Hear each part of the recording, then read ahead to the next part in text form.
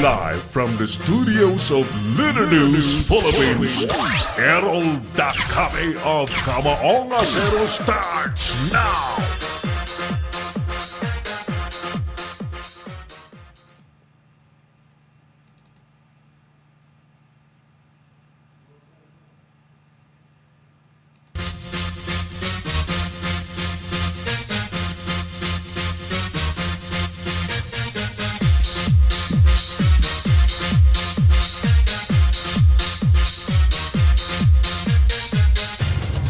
Hello! Hi! Mga kaibigan, muling sumasa niyo po ang tigasing palatuntunan sa Pilipinas. Walang iba kundi ang programang Kamaonga Zero. Tama po kayo. Ako na po ito, si Errol Dakame.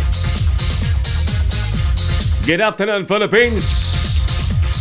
Magandang hapon mga minamahal nating mga tagapanood ng Kamaonga Zero na sumasa niyo po mula dito sa studios ng Leader News Philippines, mga OFW sa iba't ibang bansa. Welcome sa ating palatuntunan sa ating pang-Webes na edisyon. At binabati po natin siyempre ang mga nasa Metro Manila, mga neighboring regions, mga nasa Calabarzon area, Southern Tagalog area, mga nasa Luzon, Visayas, Mindanao, at mga nasa barko, mga nasa malalayong bansa na inaabot po ng ating napakalinaw na online broadcast. Hello to all of you! Once again, Errol Dakame po ito para sa ating Thursday edition ng Kamaonga Zero program. You can easily reach us via sending your reaction message immediately beneath our live video. So huwag niyo pong kaligtaan na i-like at mag-comment sa ating FB page na naka-simulcast din po sa ating YouTube channel, Leader News Philippines, at simulcasted din po sa dalawang himpilan ng Wow News FM sa Palawan, yung ating 97.1 Wow News FM Ross, Palawan, and 98.5 Wow News FM Taytay, Palawan. Courtesy of Best Brand Pedi Bautista Sabando. 28 minutes after 3 in the afternoon. Unahin na natin ang mga maiinit at naglalagablab na issue sa araw pong ito. Panukalang Bangsamoro Basic Law or BBL, posibleng i-railroad daw sa Kamara. Samantala, mga nanalo sa barangay elections na nasa narco list, siguradong kakasuhan po ng PIDEA. Incumbent barangay captain sa Baguio City na natalo po ng 1 puntos sa halalan, maghahain naman ang reklamo hinggil daw sa irregularidad. 20,000 OFW makakalipad na papuntang Kuwait, resulta ng total lifting ng deployment ban. Bilyar at Pacquiao na may mahigit tig 3 bilyong pisong assets, mga pinakamayamang senador pa rin sa bansa. Mga justices naman na pumabor sa co-warrant to petition laban kay Sireno, sasampahan po ng impeachment complaint. At Cesar Montano, tiyak na raw na masisibak bilang Tourism Promotion Board Head dahil sa anomalya. Magandang hapon pong muli, ako po si Errol Dakame. Ito po ang ating pang Thursday edition ng Kamaonga Zero program sa Leader News Philippines. Ang ating palatuntunan ay specially crafted para po sa mga OFW that relies or who are just relying on the online news para maging well-informed po sila sa mga nangyayari sa ating bansa. At ulit-ulitin po namin ang ating advokasya at sinumpang commitment ng Leader News Philippines po ay mananatiling isang independent media platform na pagmumulan po ng genuine and legitimate news. upang mabawasan natin ang mga fake news sa social media. Lumilipad na po ang ating palatuntunan at ang ating co-pilot ay walang iba si Engineer Oliver Licop. Kasama po natin ang buong puwersa ng Leader News Philippines News and Current Affairs Department. Mga Leader News patrol po natin na anytime mag-uulat po ng mga latest na naganap, mga balita sa ating bansa. At bilang panimula mga kaibigan, gumawi muna tayo sa Senado. Alamin natin ang nangyayari po dyan sa Senado sapagkat yung lugar na yan ay nananatili pong bantay sarado ni partner Jojo Sikat. Lahat pong nagaganap dyan ay naipapabatid po namin sa inyo through the effort and continuing coverage of partner Jojo Sikat. Si partner Jojo Sikat po ay reporter din po sa DCRJ at kasama rin po natin dito sa Leader News Philippines. Gandang hapon po sa mga nakikinig at suki ng DCRJ AM 810 AM Metro Manila. Tayo po yung magkakasama dati po dyan. And we're hoping we can still be partners again para sa mas malawak na paglilingkod sa sambayanang Pilipino. Alright, alamin na natin ang latest report mula po dyan sa Senado. Partner Joe, magandang hapon. Go ahead please. Yes, maraming salamat kasamang Errol. Nagpahayag itong ilang senador na hindi sila lalagda sa resolusyon na inihain nila itong sila Senadora Risa Hontiveros at Senador Bam Aquino na kini-question na itong naging hakbang ng Supreme Court na pumapabor sa co-warrant petition kung saan pinatalsik nga itong si dating Chief Justice Maria Lourdes Sereno.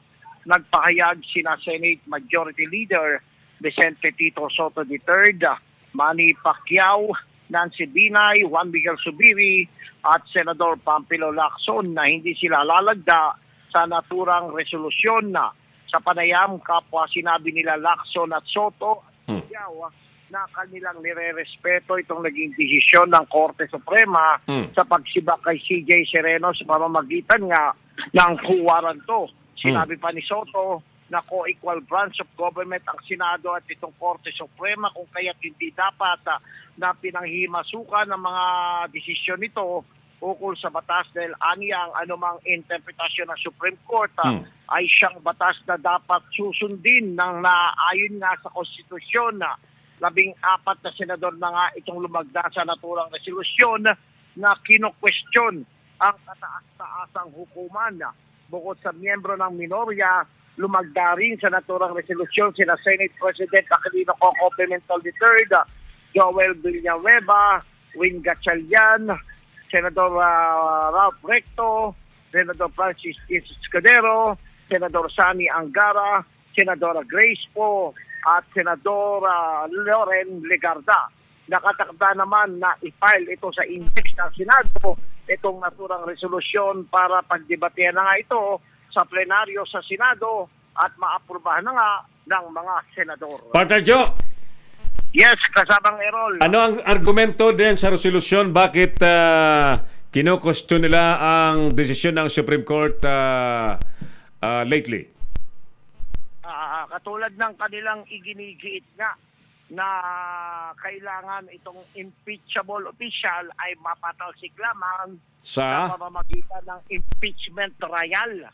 Wala nang iba kundi impeachment process. Kaya hindi naman sinasabing hindi nila kinikilala.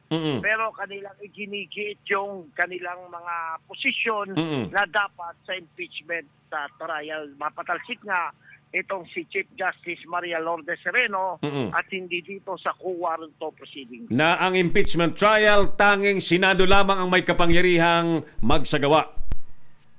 Walang ibang may kakayahan ito kundi ang Senado bilang tatayo nga silang impeachment court at sila yung mga magiging hukom nga kung sakasakali na i-transmit ng House itong naturang impeachment case. Sa ngayon, hanggat hindi natatransmit, wala silang gagawing aksyon. Hindi naman pwedeng pilitin nila itong House dahil may kaiba nga ito, walang karapatan ng Senado na utusan ng House. Alam mo, Partner John, nakikita ko dyan na parang magkakaroon ng krisis. Sinasabi nga constitutional crisis.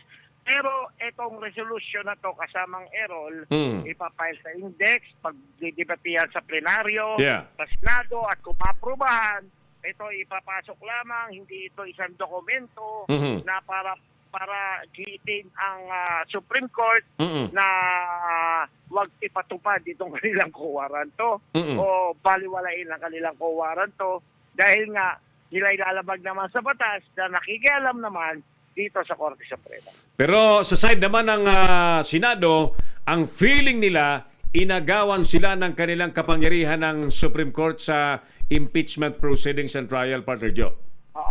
Yung ibang senador na ang ang nararamdaman nila lalo na tong mga minorya ng Senado. Alright. Okay. Sige, bantayan natin kung anong mga susunod na mangyayari dyan. Tapos sa Lunes, posible na bago na yung ating Senate President. Ayon sa ating source. Ang dahilan ba ay dahil sa pagpirma dyan sa resolution na yan, Partner Joe? Mayroong isang resolution naman na pumapabor na si Senador Senador Vicente Tito Soto III. Labing-apat din pumirma na sumusuporta na siya yung maging Senate President. Ano ang dahilan? Sa Lunes, patawag ng caucus itong si Coco Pimentel. At inaantabayanan ko anong magiging resulta nitong caucus kasi kahapon nakausap natin one-on-one itong si Senador Lacson.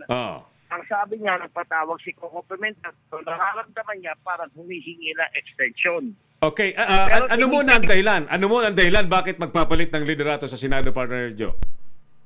Pardon, ano? Ano ang seryosong dahilan bakit mapapalitan si Coco Pimentel bilang SP? Malakad ang usapin dito, no? Dahil siya ay tatakbo itong midterm election. Si OC sa Oktubre. Hindi naman pwede na yung Senate President ay kumakandidato. Pangalawa, siya pa yung presidente ng PDP Laban. I see. Ayun naman ay alam naman niya ni Coco Pimentel. Siya naman ay talaga magbibigay. Pero wag muna ngayon. Pero tinitiyak naman na zona ng Pangulo, iba na ang katabi ni House Speaker Alvarez. Ang tabayanan natin yan. Alright. Si Tito Sen na yan ang katabi. Okay. Para na sila si Tito, Vic, Joey. Silang tatlo ni Duterte. Ayos. Sige. Okay. Mula sa Senado, ito si Jojo Sicat para sa Leadership Philippines. Nagulat.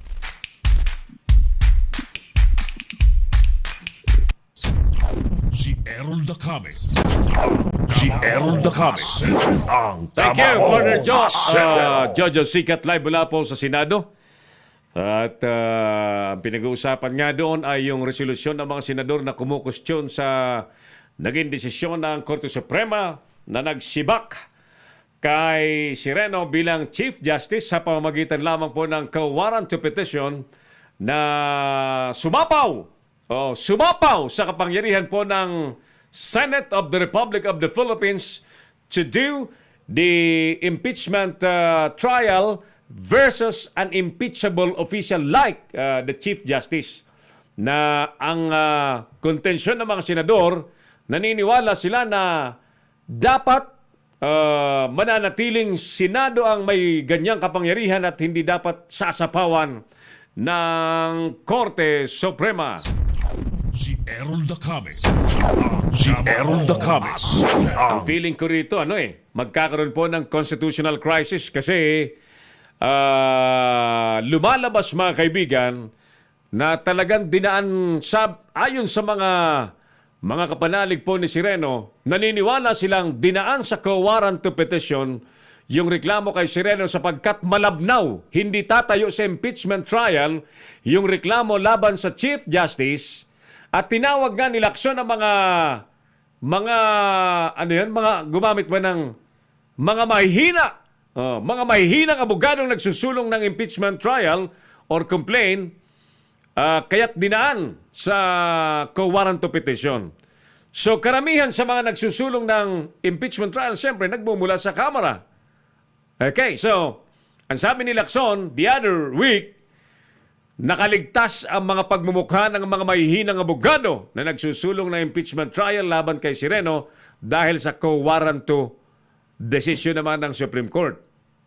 Dahil kung natuloy daw ang impeachment trial, ay magkakaalaman kung ano ang laman ng mga kokote at sustansya ng reklamong impeachment laban kay Sireno. Yan ang sabi ni Lacson, no? Now, sakaling maaproban ang resolusyon, lagdaan ng mayorya ng Senado, tama yung sinasabi ni partner Jojo Sicat, what if, yung mga nasa kamara na nagsusulong na impeachment trial ay feeling ayos na sila dahil nadali na ng co-warranto yung nais nilang laglagin na opisyal, ay talaga nga namang bakit pa sila magpapakahirap, di ba? At kung totoo naman talagang mga mahinang abogado ang nasa likod niyan, bakit pa sila magbabakasakali? Laglag na nga, di ba? Laglag na nga. Si Errol Dacame, ang Kamaong Asero. But the question right now is, until when magkakaroon ng mga ganitong kakaibang mga constitutional application na ang tingin ng iba naman ay ang tingin ng iba ay paglabag sa saligang batas. Ayan. Marami pong nagsasabi. In fact, mga dean of law schools, mga abogado, mga law students, lahat po ay kumokontra sa ginawang desisyon ng Supreme Court. Si Errol Dacame, ang Kamaong Asero. Well, tama po ang gagawin lamang natin meantime ay bantayan at may paalam sa publiko ang mga nangyayari sa ating lipunan sa ilalim po ng kasalukuyang administrasyon. Ang sinasabi po ng mga hindi sumasang-ayon sa mga nangyayari ay patungo daw po tayo sa diktadorya. Yan po ang sinasabi po nila. So, wala pong gugusto sa diktadorya lalo't ang magaganap ay hindi naman po para sa kabutihan ng nakararami. Kung para po sa interes ng nakararami ang mangyayari, ay palagay ko'y okay po sa akin ang diktadorya. Pero kung diktadorya, para lamang po sa interes ng iilan, bay, palagay ko'y mag-aalma po ang karamihan. Si Errol Dacame, ang Kamaong Asero. Samantala, si partner Boyet Guillermo daw po ay nasa NCRPO at may presentasyon daw sa mga mamamahayag ang liderato po ng National Capital Regional Police Office, NCRPO, ng mga armas na nakumpiska raw po nung nagdaang barangay at SK elections. Alamin natin ang report ni partner Boyd Guillermo sa ating palatuntunan sa oras pong 3:44 in the afternoon. Dito pa rin po sa Kamaong Asero sa Leader News Philippines. Yung mga nais pong magpabati, don't hesitate. Huwag kayong mahiya. Huwag kayong mahiya. Welcome po kayo dito sa ating programa. Wala pong bayad dito. Di mahiya. I-message lamang po ang ating page at instantly babasahin natin yan nang walang kagatol-gatol, no? Ganyan po tayo dito sa Leader News Philippines. Si partner Bernard, sana ma-injection na lang ng anti-rabies. Diyos ko po, nakakagat daw siya ng sariling aso. Nakakagat daw ng sariling alagang aso si partner Bernard Menyosa. Huwag mong walang bahala yan, partner, ha? Joining us this very moment is Joji Tanyag Viloria. Who else? Lior Ipekman is watching also. Si Koy Hipolito Laura and sino pa? Si Nildo Garcia. Hi, Nildo Garcia. Ayan. Ano ito? Ruel Bakit marami sa ating mga kababayan ang pinagbabali-baliktad kasi mga pangalan sa Facebook, Nakakabulol tuloy eh.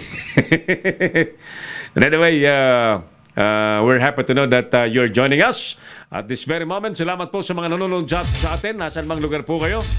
I-message lamang po ang ating message box. Mag-comment po kayo. May nice po kayong iparating na sumbong. Partner Boyet, baka hindi mo lamang nasagot yung ating komunikasyon. Paki-ready na ng iyong balita mula dyan sa NCRPO, National Capital Regional Police Office, NCR, ng PNP, siyempre. Kahapon si partner Pedi Bautista sa Bando, nagmamaktol na. Yan. Gandang hapon po sa mga taga-Palawan. Lalawigan po ng Palawan. Napakadalas daw dyan ang brownout. Oh. Paleko, attention Paleko, ano ang nangyayari dyan sa inyo? Napakadalas daw dyan ang brownout. Bakit nakakaranas ng halos tuloy-tuloy na brownout ang lalawigan ng Palawan? Ano ang dahilan? Alam naman natin na ang required load ng Palawan ay computed na yan ng Paleko. Bakit biglang kailangan magka-brownout? Wala namang kalamidad. Wala namang bagyo. Alam niyo bang habang nagba-brownout ng pabigla-bigla at biglang babalik ang kuryente, supply ng kuryente, yan po'y nagpapataas ng konsumo ng elektrisidad. Biglang umiikot po ang mga metro at gumagana ang metro. Yan ba'y racket ng ano? Yan ba'y estilo ng Paleko para magkamalsina ng limpak-limpak na kita sa mga konsumidor ng kuryente si Paleko? Palawan Electric Company.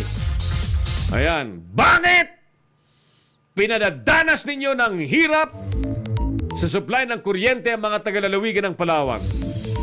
Mahirap ito sa mahirap ito sa mga establishmento na continuously nangangailangan po ng supply ng kuryente. Di po ba? Well, okay lang yun sa mga malalaking kumpanya na may mga sariling generator, di ba? Generator, ika nga. O di kaya ay nakapag-set up na ng solar panels nang hindi na umaasa dyan sa bulok na Paleko. Sagot nga kayo Paleko, ano ba ang dahilan ninyo? Bakit napakadalas ng brownout dyan sa Palawan? Kung madalas ang brownout sa isang lugar, siyempre, yung mga commercial establishments dyan, yung economic activity dyan ay apektado. Ano mangyayari? Palawan is a tourism area. Paano mag-i-enjoy dyan ang mga bisita? Di ba, mga turista? Dapat nito, maipalam ito sa bagong kalihim po ng Tourism Department. Bernadette Romulo po yan. Secretary po yan. Alamin nyo nga ang nangyayari dyan sa Palawan. Majority po ng Palawan area is serviced by Paleko, Palawan Electric Company na lumalabas palpak po ngayon. Paleko Wag paloko-loko, Paleko Ayusin mo ang serbisyo mo. 49 minutes makalipas na po ang alas 4, alas 3. Mamadali na. Tawagan nga natin ulit si partner Boyet Guillermo. At happy birthday muna sa mga may birthday ngayon. Sana'y ayos ang mga banding-banding ninyo. Sa mga tatagay, huwag pa sobra. Yan po ang lagi natin paalala. Kasi talagang may mga kababayan tayo, hindi makatiis kapag may okasyon talagang tatagay At sa mga mamumulutan, doon sa mga umiinom, namumulutan. Ingat kayo sa pamumulutan na puros kolesterol, Ang buhay ng tao, isa lamang, walang repeat. Walang repeat, paalala lamang po, Pag nadali kayo ng stroke or atake sa puso, mirisi, mirisi. Walang repeat ang buhay po sa ibabaw ng mundo. Pakaingat kayo, para truly ay maging masaya ang selebrasyon, di magkaroon ng kalungkutan. By the way, tayo pala ay nakikiramay sa ating mga relatives sa pagpanaw ng aming tiyahing si Tia Teresita Tiray Dacame. Ang aking tiyahin na asawa po ng aking yumaong tiyuhin, Mauro Dacame, dyan po sa Tiwi Albay. Nakaburol po ngayon dyan sa kanilang tahanan sa Naga Tiwi Albay. At as I understand, ang libing ay sa Lunes. So pinapaalam po natin at inabisuhan yung mga kamag-anak pa na hindi pa alam na si Tia Tiray Dacame ay sumakabilang buhay na at ay nakaburol pa rin po dyan sa kanilang tahanan sa Naga Tiwi Albay. Condolences sa mga anak siyempre, sa mga in-laws, sa mga relatives lahat.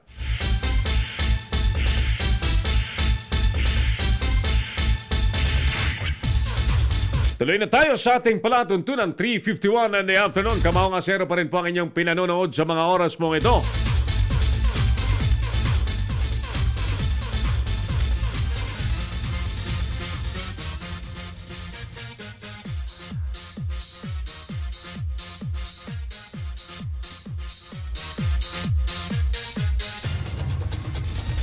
Habang tayo po ay naghihintay ng mga report, dito na muna tayo sa mga naglalakihang issue sa ating bansa.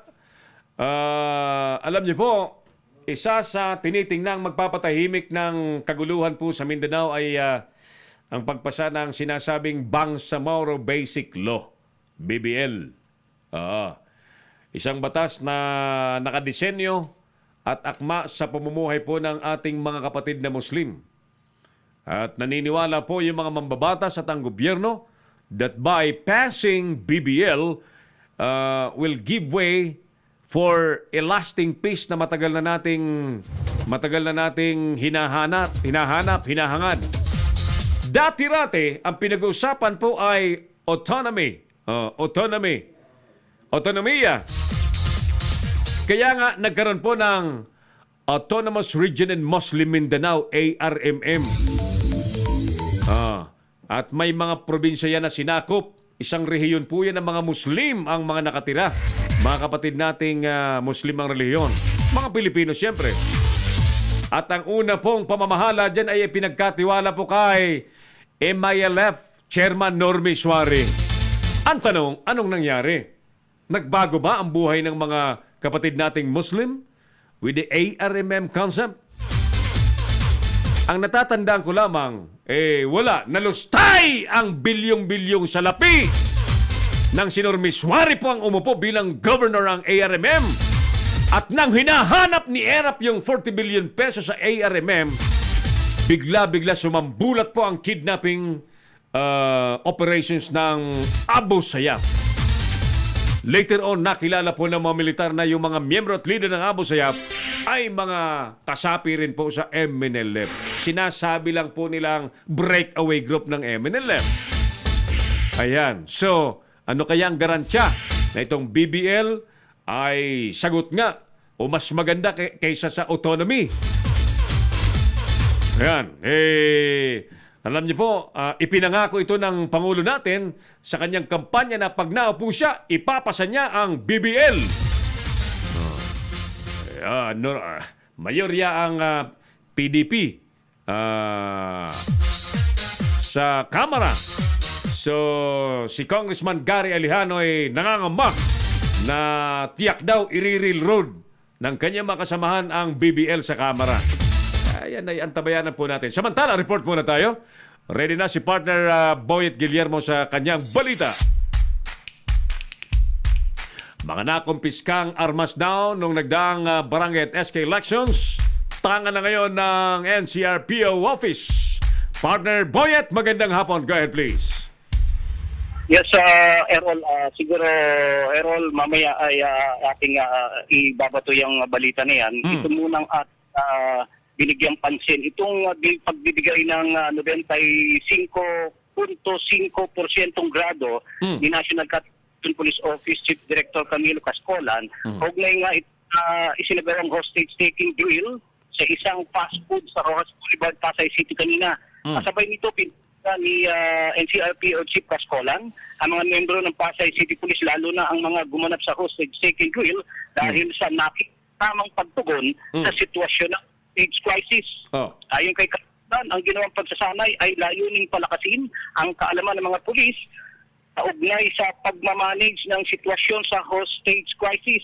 Samantala sa hostage drama, ang senaryo, 2 suspect na nakamotorsiklo ay nagtungo sa isang chain at sa pagpasok ng ito, ang isang suspect ay agad na dinisarmahan ng gwardiya at hinostage. Mukhang ang isa namang suspect ay hinostage na rin ng isa namang babae. Ayon sa senaryo, selos ang dahilan ng isa sa suspect kung bakit nagawa ang pang-hostage dahil nabatid na may kinalolokohang ibang lalaki na nagtatrabaho sa nasabing fast food ang kanyang girlfriend. Sinikat ng negosyador na mapayapa ang 2 hostage taker at sinunod ang kahilingan. Subalit, makaraang maibigay ang lahat ng kahilingan at nabatid ng negosyador na despiradong papatayin ng hostage taker ang hinostage na gwardiya. Isang putot sa sniper ng SWAT na nakaposisyon sa malayong lugar ang nagpakawala at ang hostage taker ng gwardiya ay tinamaan at bumagsak. Agad naman pumunta sa establishmento ang iba pang SWAT para kontrolin ng isa pang suspect na may hostage na empleyado. At sa bahagi ng itaas ng fast food, nabaril ang suspect matapos manlaban. Yan ay practice lang. Yes, isang drill lamang ito. Drill, practice. Alam mo, napakaganda nga nung sana meron tayong video nito. Sayang. Napakahina nung ating signal dito sa lugar na ito. Kaya agad na naihabol yung video na sa video talaga na mistulang tunay. Katotohan. Yung ating mga kagawad ng pulis na doon nga sa pag-manage ng hostage crisis. Sana nga ganyan kagaling kapag ka may totoong hostage taking. Yes? Sana nga kung ganyan kagaling ang mga pulis kapag ka may hostage taking crisis na. Wag lang magaling sa practice. Sige. Okay, sige. So, ano yung sinasabi mong maraming armas na nakumpiska ang mga pulis nung nagdang halalan na partner Boyet? Napakaraming iba't ibang armas nga itong nakumpiska nitong panahon ng eleksyon dito sa buong Metro Manila. Kung kaya kanina na ipresenta ito kay Chief PNP Albayalde na sa NCRPO na sinaksihan nga yung itong mga iba't ibang baril na ito na nakumpiska habang sumasapit nga ang eleksyon. So, kinongratulate nga dito ni Chief PNP ang NCRPO sa pagkakahuli nga at pagkakakumpiska ng iba't ibang mga baril na nakuha sa mga elemento, sa mga elemento na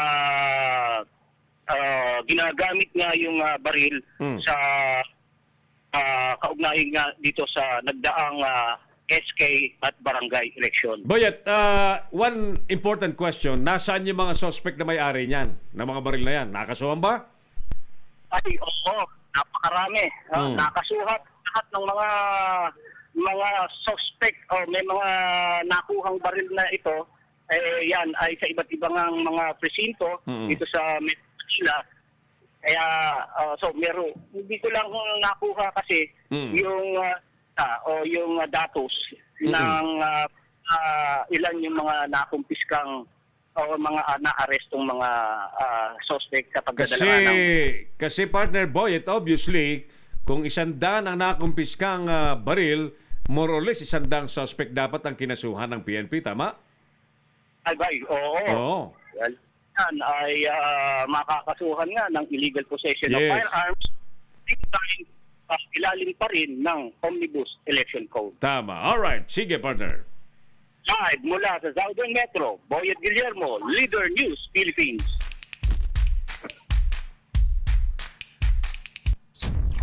Si Errol Dacame. Si Errol Dacame. Ang Thank you, Boy at Guillermo, Kama live mula po sa Southern Metro Manila. Beat natin.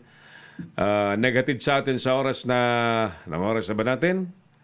Ang oras po natin ay eksakto na mga alas 4 ng hapon. Napakabilis talaga ng oras. Ano bang masarap na merienda sa oras na ito? May mga lugar na talagang parang iniihaw pa rin po ang init ng panahon. May mga lugar naman na biglang umuulan. By the way, congratulations po sa Zambales PNP sapagkat overall, naging tahimik din po yung nagdaang barangay at SK election sa naturang lalawigan na binantayan din po natin, especially ang bayan po ng Masinloc at iba pa mga lugar upang makakontribute po tayo sa mas maayos na halalan. Ayan. So, dun sa Masinloc po, sa bayan ni Mayora Arsenia Halatalim, ayos naman po at yung dating magulo dati wala ngayon Nahiya siguro sa mga camera namin. Yung mga kwento ng vote buying sa mga barangay na talagang naglalaway na maupo at gagamit ng pera. Wala, hindi umubra sa akin sa kababantay namin Ayan. Kaya next time yung mga kandidato hong nais makatiyak na hindi malulusutan ng mga pagador ng mga politiko na involved sa vote buying operations. Kausapin niyo si Oliver Lico, At raratsada yan para bantayan ang inyong mga area, mga lugar-lugar na identified ninyo na may ganyan, Tuloy tayo sa ating palatuntunang Kamahong Asero sa Leader News Philippines. Errol Dacame po ito. Tumas bigla ang presyo ng petrolyo. Therefore, yung mga nasa transport sector, especially, of course, yung mga namamasada, mga jeepney at iba pa, inaasahan na po nating magpipetisyon yan ng fare hike. Tawagan nga natin si Calando Marquez, ang Pangulo po ng LTAP, Liga ng mga Transport Operators ng Pilipinas. At may ongoing daw na pulong dyan sa Legazpi City na bibilangan po at involved ang mga nasa transport sector. Alamin natin. Ito kasing train long ito ito talagang resulta. Hindi po, alam niyo kahit anong sabihin natin na maganda ang kalalabasan sa ekonomiya natin dahil sa train law, wala ang nakikita po ng tao. Basically, yung immediate effect sa kabuhayan nating lahat ng train law na ipinasa sa kasalukuyang administrasyon at naglalayon nga pong palakasin daw po ang taxation at yung mga perang malilikom po dyan, yung buwis na malilikom ay gagamitin naman po sa mga proyekto, mga major projects, infra projects ng gobyerno. At ang pangit nga dito, may panibagong train law sila, yung train, second train. Ewan ko, kung yan po ipapasa pa. Basta ang nakikita po ako, nagsasalita, ang nakikita po ng taong bayan dahil sa pagkaka-impose ng train law. Nagtaasan po ang lahat ng bilihin. Hindi naman pwede maitago yan. Nagtaasan basically ang lahat ng bilihin. Nobody can deny that. If that is okay to all of us, kung okay lamang po yan sa ating lahat, sa mga negosyante, ayos lamang po yan because they can simply pass on to the customers yung buwis na pinalakol po sa kanila. But how about the end user, the end consumers? Di po ba? Anong mangyayari sa mga... of course, ang nangyari, bumigat po yung bumigat yung kabuhayan. Bumigat kasi yung dating nabibili ng ganito, especially bigas. Nung tumaas po ang bigas, ngayon, ang sabi, mag-normalize ang presyo ng bigas by May. Kalahatian na po ng Mayo, hindi na bumalik sa dating presyo ang bigas sa Pilipinas. Bukas dapat makausap natin yung si Rosendo Sokaya. makausap natin kaya si Rosendo. So bakit they were projecting that by this month of May ay babalik sa mas mababa yung presyo ng bigas. Hindi ho nangyari. Hindi po nangyari. Yun ang po ang problema. Samantala, mga nanalong barangay officials o mga nanalo sa barangay election na nasa narco list, may siniguro po ng PIDEA na sila po'y kakasuhan. Kakasuhan po ng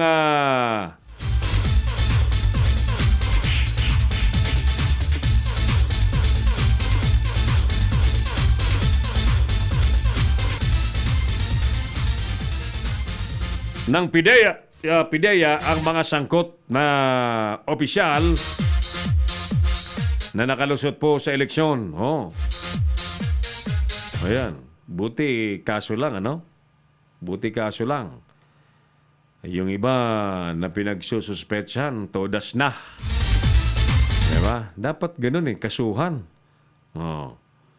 Nasa na ba yung balitang yon? Kasi importante po ito at marami pong nagbabantay dito sa balitang ito maraming nagbabantay sa balitang ito kung anong mangyayari po dito sa mga suspects. Pinagdududahan at sangkot talaga sa drugs. Ito.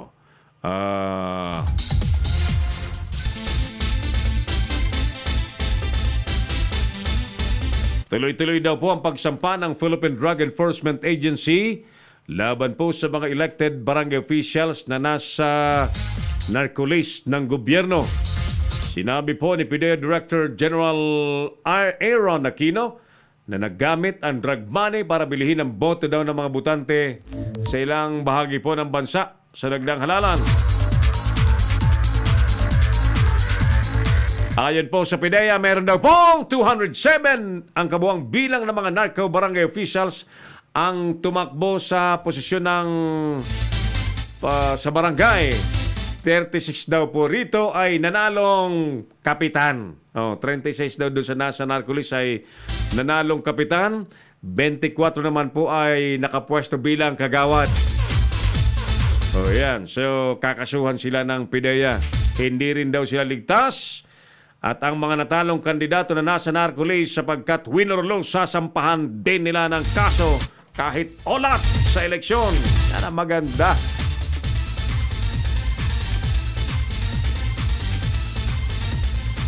Nasa speaking engagement na yata si Calanda Marquez dyan sa Legazpi City. Hindi makalusot yung ating komunikasyon. Samantala, sa iba pang mga issue,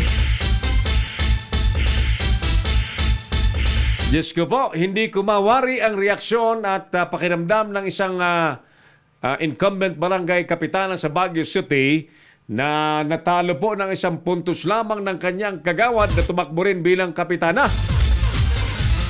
Yan. Yung incumbent barangay chairman po ay nakakuha ng 476, samantalang yung nanalong kagawad na komandidato sa pagkabarangay chairman ay nakakuha ng 477 votes.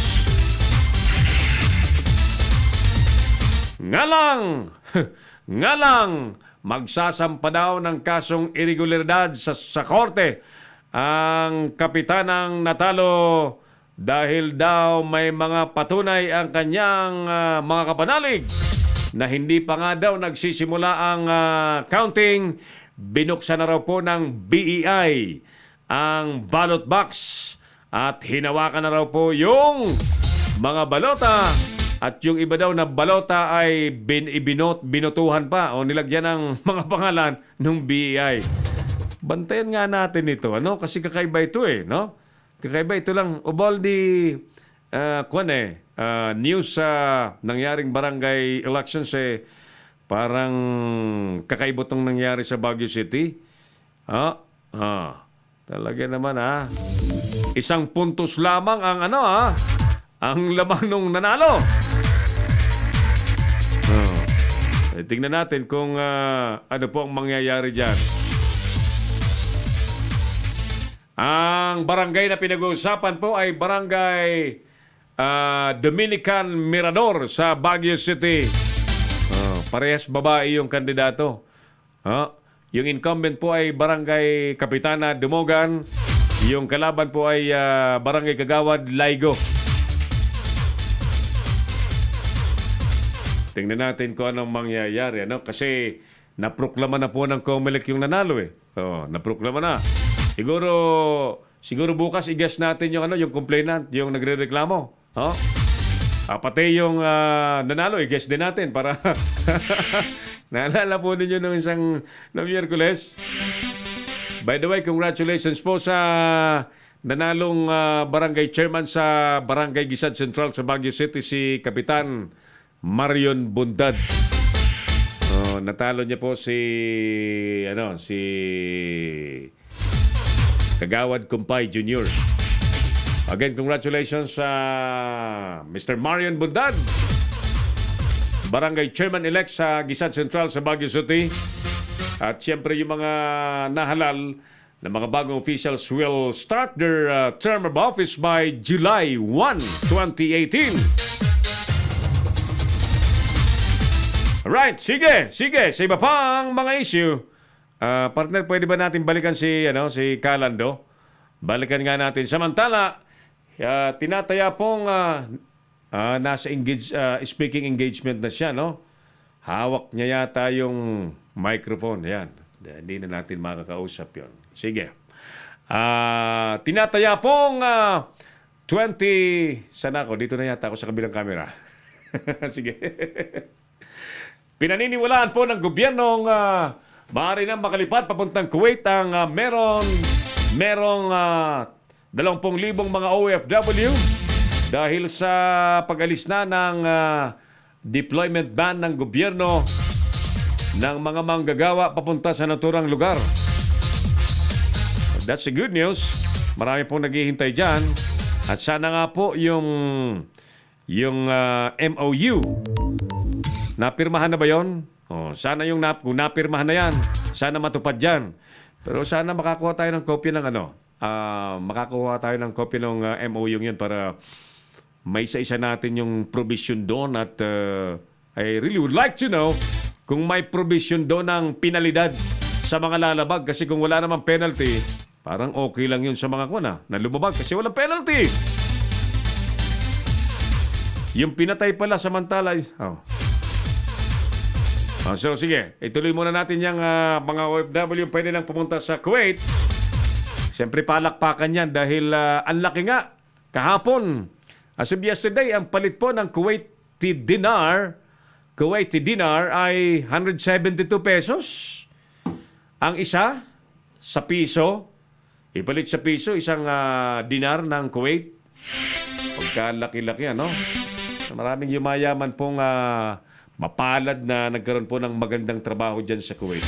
Ano kaya punta tayo, partner, sa Kuwait? Doon tayo mag-broadcast para matas din ng kikita kaya tayo ng dinar doon. Sana nga, Sana nga. So sige, lifted na. Total, wala nang partial. Total lifting na ng deployment ban ang ginawa po ng gobyerno. Mabuti naman. Sige, kasi marami po naghihintay talaga niyan. Samantala, 14 minutos na po makalipas sa alas 4 ng hapon. Lumalabas pa rin na si Senadora Cynthia Villar at Senador Manny Pacquiao na may tig-3 bilyong pisong assets. Ulitin ko tig-3 bilyong pisong assets. Hindi po milyon billion. So in short, they are billionaires. Silang dalawa bilyonaryo. Ayan. Lumalabas na sila pa rin po ang mga pinakamayamang senador sa ating bansa. Congratulations, napakaraming pera, Yung 3 billion kaya kasya rito sa anchor's booth natin, sa announcer's booth dito sa Leader News Philippines. Yung aming announcer's booth, gano'n ba ito kalaki? Ang announcer's booth namin ay 9 by 11. Baka apaw dito yung 3 billion pesos. Yeah? Hello muna. O sige, congratulations. Sila pa rin po ang mayaman. Pero malungkot dito, maraming pa rin po ang mga nagdarahap ng mga Pilipino. Pero, okay. Speaking of bilyar, kanina may lumabas na balita sa CNN Philippines, isang TV channel sa Pilipinas na may condominium resort daw na pinatatayo ang mga bilyar sa Boracay na siyang dahilan kung bakit pinatag daw ang bundok sa Boracay. Ayon po kay dating konsehal Rowen Aguirre ng Malay. Ayan. Tingnan natin kung anong mangyayari dyan. And take note, Villar is an ally of Duterte. Okay? Galit na galit si Presidente Duterte sa mga dumapurak ng kalikasan sa Boracay. Pinagpapagibahan niya nga yung mga structures na kinukonsiderang illegal. Now, heto na ngayon ang Rowen Aguirre. Dating konsyel yan. Ewan ko konsyel pa yan. Right now, sa Malay, Aklan. Sinasabi pong ang kumpanya ng mga bilyar na nagtatayo daw po ng 3-5 palapag na 3 building na tigli-5 palapag na parang tinatawag na condominium resort. Ano ba yung pangalan ng condominium resort na yan? Vista La Costa? Vista La Costa? Na pag-aari pala ng pamilya Villar. Ayan. Sino ngayon ang DPWH Secretary? May, siguro hindi may tatanggi. DPWH Secretary Mark Villar, anak ni Senadora Cynthia Villar, anak po ni dating Senate President Villar, na ulitin ko alyado ng Pangulong Duterte. Let us see kung ano pong mangyayari po dyan. Hello and happy watching kay Percival Bangit Varquez, Joji Tanyag Biloria, hello. Angie Puso, akala ko may report si Angie. Si Rafi Bianson, hello, good afternoon. Neneng Saul Patani, yan, of Batangas, hello to all of you. Salamat sa patuloy niyo pong pagsuporta sa pamagitan ng panonood sa ating palatuntunan. Kaming dalawa ni partner Oliver ay laging inspired na magpatuloy po ng ating advokasya na maging source ng legitimate at genuine news and issues at maipresenta po ang ating programa sa pamamagitan po ng matalinong diskusyon, matalinong paghimay at analysis ng mga issues. Hindi po kami tulad ng iba. Na nagtayo ng online para himurin ang puwet nito, himurin ang puwet noon. Wala po kaming ganun eh. Himo dito, himo doon. Wala. It's not in our vocabulary. Wala po kaming ganun. Kami, Leaders Philippines is operating professionally as online broadcast channel and as a source of legitimate and genuine news. Pabor man o kontra, ilalabas po natin yan at bahala po ang taong bayan na mag-decide.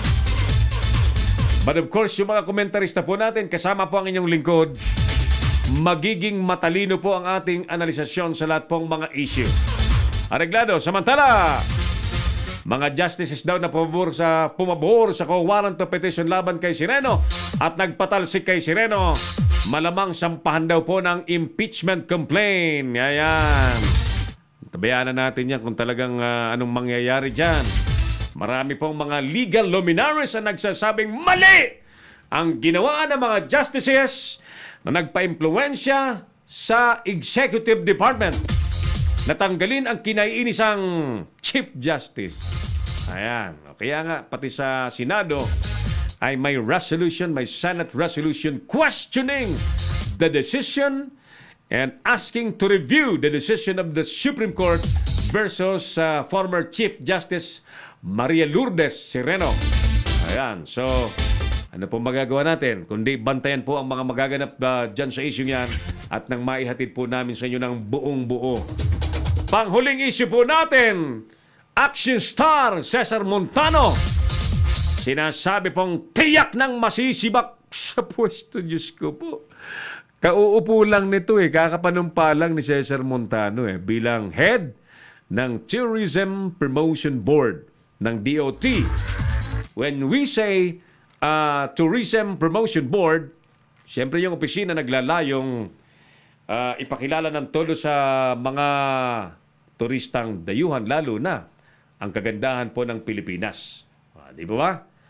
Ang kaakit-akit na mga lugar tinuturing nating tourist destination sa Pilipinas upang dayuhin nila, diskubrihin, pumunta sa ating bansa. So basically, yun po ang pakay, ang general objective po ng Tourism Promotion Board. At pag sinabing Tourism Promotion Board, there should be promotion program. Ayan. Now, as to how they will do that, nasa kanila yun kung anong pamamaraan nila. Dati yung mga nagdaang pong tourism secretary, nag-advertise sila sa mga international cable companies. Kasi ang target nila yung mga foreign tourists. Mga magdadala po ng sangkaterbang dolyar. Problema, sumabit po si Cesar Montano sa sinasabi pong Buhay Karinderya Redefined Project. Naknang kagaw, Kala ko lamang sumabit sa milyong-milyong advertising budget. Wala Karinderya Project. Ano kaya nangyari doon? Bakit may Karinderya Project ang sinasabi pong masisibak daw si Cesar Montano. Diyan po sa DOJ, marami na pong nagsipagbitiw sa pwesto sa DOJ. At may mga kakasuhan pa raw ang gobyerno. Tingnan natin. So, sana nga ang gobyernong ito magpatuloy na linisin. Ako hinihintay ko rin Di po namin nakakalimutan yung pinagwagwagan ng Pangulong 6,000 na mga pulis na sangkot sa drugs. Kailan din ko kaya wawalisin yun?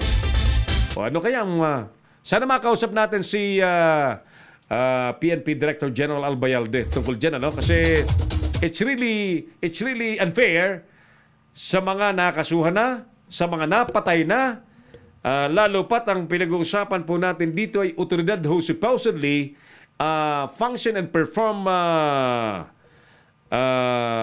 legitimately and with the total honesty sa pagpapatupad ng batas, lumalabas, sakot sila sa sindikato ng droga.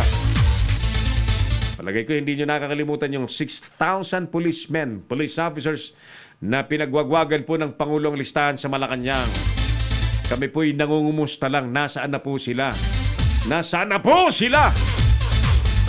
Nagtatanong lang po, batiin natin once again, Percival Bangit Vasquez, Joji Tanyag Viloria, Angie Puso, Rafi Bianson at Neneng Saul Patani.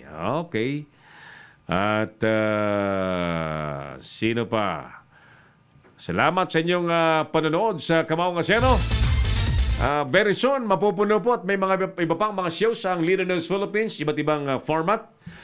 Medical, legal, counseling, sports, entertainment. Si partner Oliver may niluluto pong napakagandang programa. Abangan po ninyo. Di niya pa nilalabas. Magpapabelo yata muna siya. Vicky Belo muna. Tindi kasi ng camera namin dito kahit yung maliit na maliit na pimple namin, kitang-kita Ang hirap sa telebisyon. Bueno, mga kaibigan, napakabilis po ng ating oras. 24 minutos na po makalipas ang alas 4 po ng hapon. I think we have to say thank you na sa mga nakasama po natin sa ating palatuntunan. Mga nag-report sa atin this afternoon, mga kapatid, partner Jojo Sikat, Boyet Guillermo. Di natin nakausap si Carlando Marquez, ang Pangulo po ng LTAP. Siguro next time, o kaya bukas, may bukas pa naman. Sa ngalan po ng buong pwersa ng Leader News Philippines, na naglilingkod sa mga Pilipino sa buong mundo sa pamamagitan po ng ating online broadcast channel. On behalf of our co-pilot, Engineer Oliver Licop, ako pa rin po ang inyong kamaong asero, si Harold Nakame. God bless the Philippines. Thank you, Pilipinas. Mabuhay ang mga Pilipino. Inyong napanood ang mga batas na banat ni Harold Nakame sa Kamaong Asero. Abangang muli dito sa Little News Philippines.